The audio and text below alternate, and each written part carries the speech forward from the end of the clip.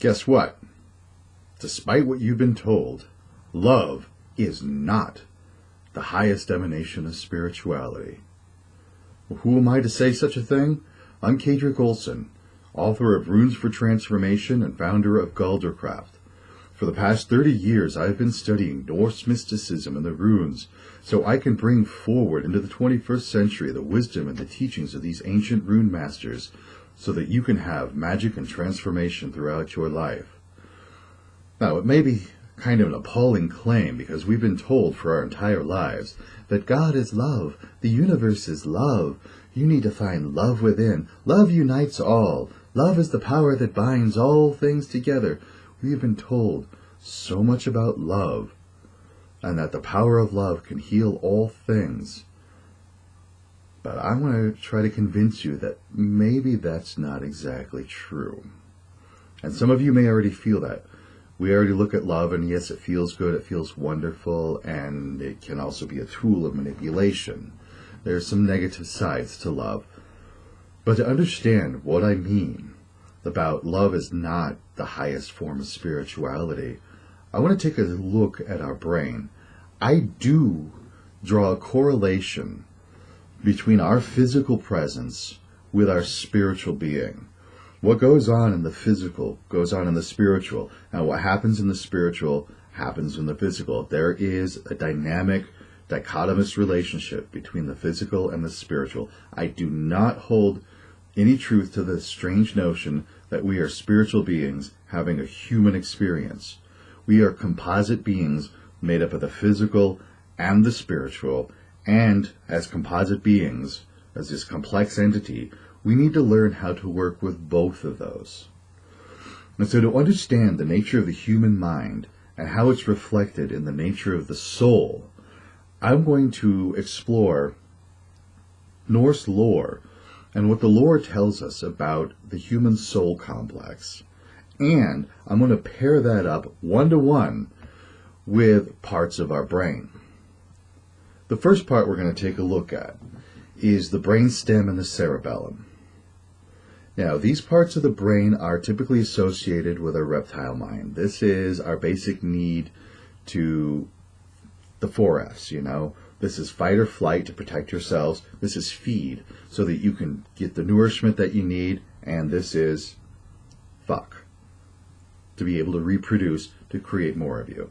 This is the most basic part of the brain, like we said, the reptilian brain. This is one of the oldest parts of complex life on our planet. You know, the reptiles, the amphibians, fish, all have this basic part of the brain. And so this is your instinct for survival. This is your ability to move. And there are some studies that show us that the cerebellum also is not only related to motor control, but our ability to physically communicate. So again, this is the root of your brain. This is the essence of life in your body. And maybe this is reflected in the part of the soul, maybe the other, the part that drives you, the part that moves you, keeps you going. The next part of the brain we're going to look at is the limbic system. Now, the limbic system seems to have come into development with mammalian beings. And what's unique about mammals is the herd. They tend to come together, they group together for survival. And an essential part of that survival is the caring, the nurturing, the protecting, really, is what is identified as us as a group. How do we care? How do we protect? And so the limbic system is really what gives us our emotions. This is where you will have those happy, feel-good emotions come from. This is where love, the sense of security, the sense of belonging, the sense of nurturing, compassion, come from the limbic system, which may be considered the lower mammalian brain.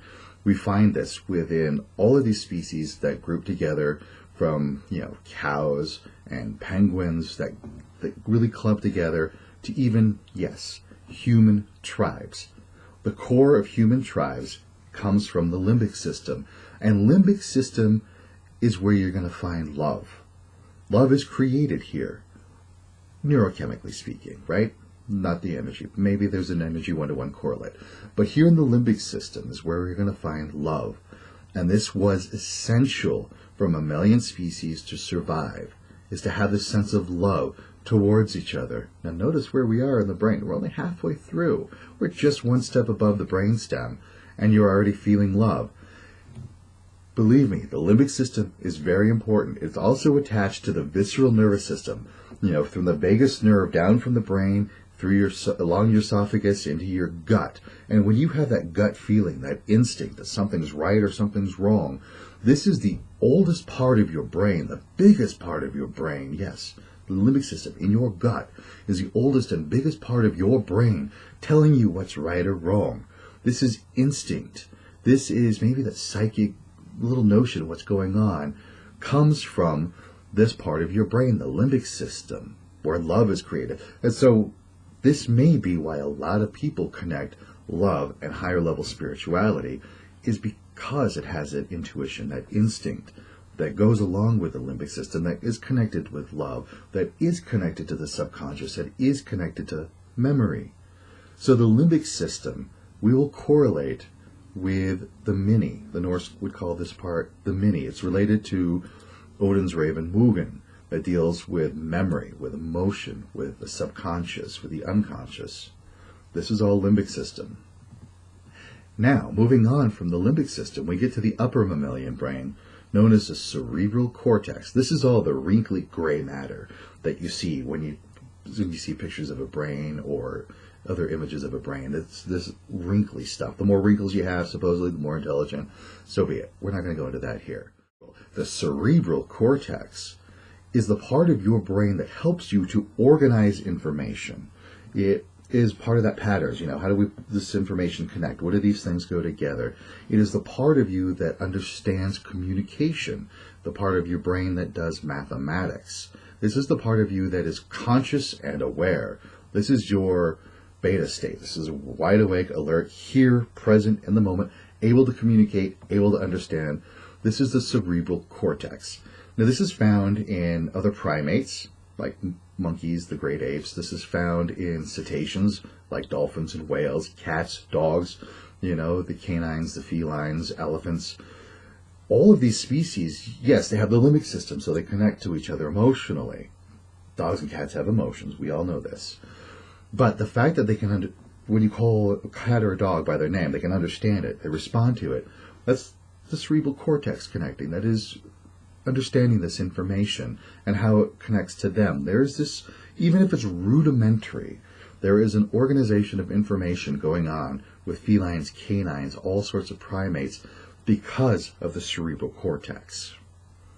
So that relates spiritually in the soul complex to what the Norse called the huger, related to Odin's raven, Hugin. This is the conscious mind. This is your awareness. This is the part of your spiritual being that can communicate in words, in pictures, in an orderly, processed fashion. Now, there is a part of your brain that is unique to humans, and it does something that has not been detected in other animal species. I'm going to be conservative with my statement that way. And that's right up here in the front, with the prefrontal cortex. And what does the prefrontal cortex do? It does a lot of very interesting things. It will help you to regulate emotions. So say you are going to a horror movie, and a particular scene startles you. So you jump in your seat and you scream, and then you stop and you laugh. That changing of emotion from fear to laughter, from startle to humor, is the prefrontal cortex saying, hey, wait a minute, there's nothing really dangerous here. This is funny. Laugh about it. The prefrontal cortex also gives meaning and purpose to things, where the cerebral cortex can really outline things and organize information. The prefrontal is the part that says, here's what that information really means, and here's what the purpose of that is. One of the most powerful things that the prefrontal cortex does is it lets you plan things in advance, in detail, without really doing it in the first place. It's like your virtual reality within your brain. You can think of this as an Olympic gymnast. Before she hits the mat to do her routine, she goes into a somewhat of a meditative state and an alpha state while she's sitting on the bench waiting. And she goes through her routine in exquisite detail in her mind before she actually does it on the mat. That's one of the strongest things that your prefrontal cortex can do that has not been detected in any other animal out there. And another thing that the prefrontal cortex does is it helps give you an understanding of cause and effect. What happened, what's going to happen next, what's happening now, what's coming up next, right?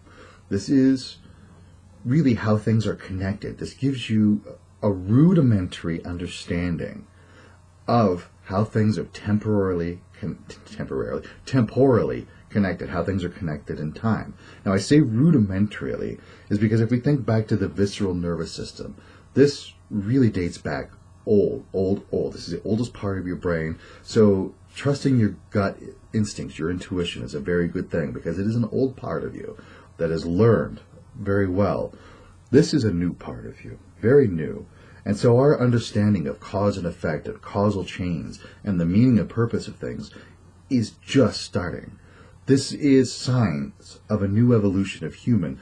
The more you are able to understand cause and effect and causal chains, the more you give meaning and purpose to things, the more you're able to enter into flow states, to have feelings of awe and wonder and awesomeness, this amazed feeling, all come from the prefrontal cortex. This is a new part of your being. This represents a new evolution of human. And that also represents a higher state of being. The Norse did have a term, a spiritual term for this part of your being. They called it the Haminga.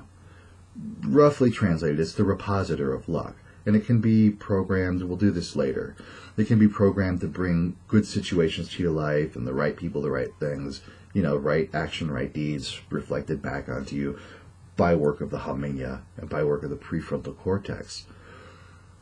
So to sum up, love is a very powerful emotion, but it can be very dangerous too. A lot of religions and a lot of organizations and people will use love to manipulate you into doing what they want you to do for their benefit.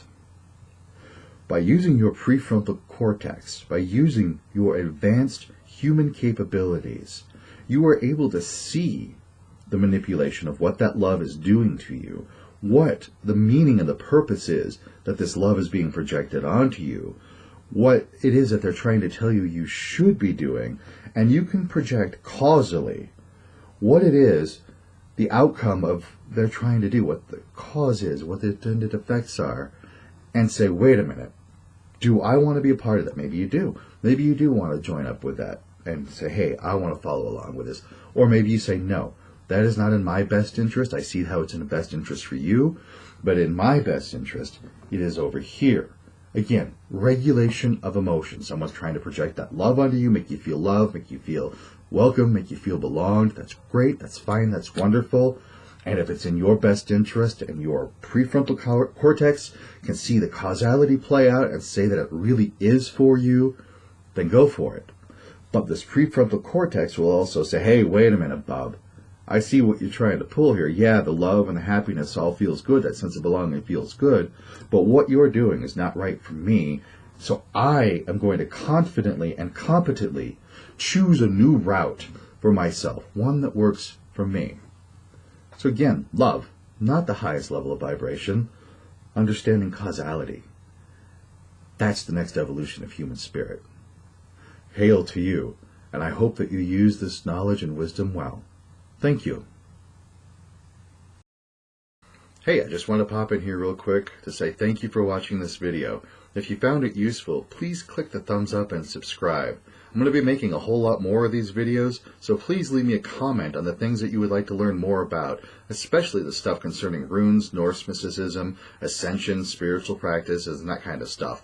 Plus, if you want to dig deeper into Galder workings, runes, magic, all that kind of stuff, click the link in the description for my website, where you can find music for rituals, the book I've written, and a whole lot more stuff. I've got a lot more coming soon, so sign up for the email so you can stay in the loop on the stuff I'm bringing to you now. Thanks, and hail to you all.